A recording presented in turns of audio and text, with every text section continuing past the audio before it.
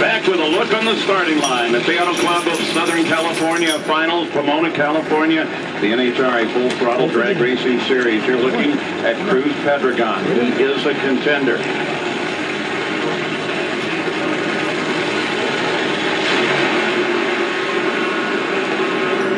Oh, I love it when they come out side by side. That guy on the other side, that's Bob Tasca. Here are the funny car points. While you take a look at them, I'll remind you about last year when Bob Tasca was the spoiler. He took out Matt Hagan in round 1 to end Matt Hagan's championship hopes. Now Cruz needs to win and keep winning. What's going to happen here? What can Tasca do?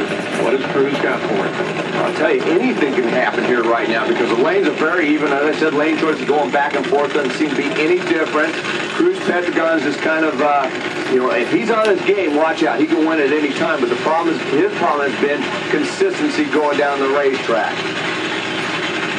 Cruz has not won a round of racing here at the finals since he won that championship that we just saw in 2008.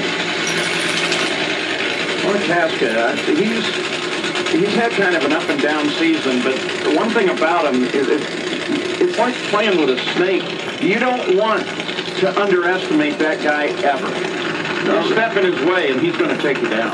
He's been known to step up and run a number of eliminations and kind of surprise everybody, and they do have, from time to time, had consistency. And all the way to the semis in Las Vegas. Cruz Pedregon, Bob Tasca. This is a must-win for Cruz.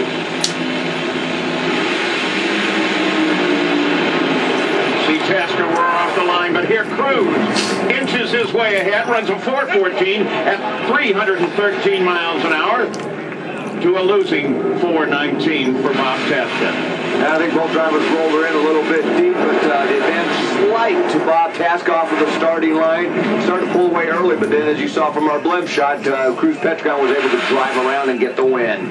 It is the DSR teammates 1 and 2 in the points right now in Funny Car. This is Jack Beckman, the guy who's number 2, chasing Matt Hagan. I'm not going to ask you about that. I'm going to ask you instead about being the 8th pair today, knowing exactly what's gone on in front of you. Is that a good thing or is it a bad thing? You know, it's like having lane choice or not. If you got it, it's great, and if you don't, you can't worry about it. They go to the first qualifier and say, which pair do you want to run? By the time they got down to us, the 8th qualifier, there was 1 slot left, and it was the last one.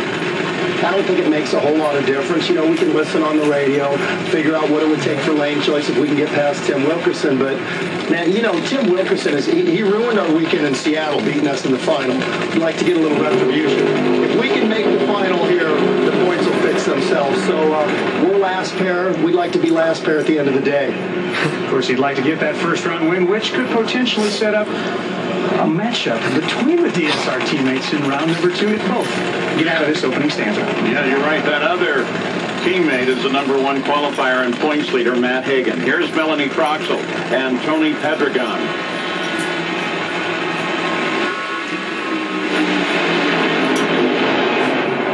This is going to be Melanie, the In-N-Out Burger car, 4:15, 303 miles an hour.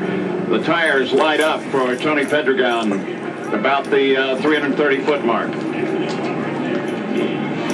Well, back in the staging lanes, Jack Beckman is getting ready. The rest of the Funny Car contingent's getting ready. There's still much more to come.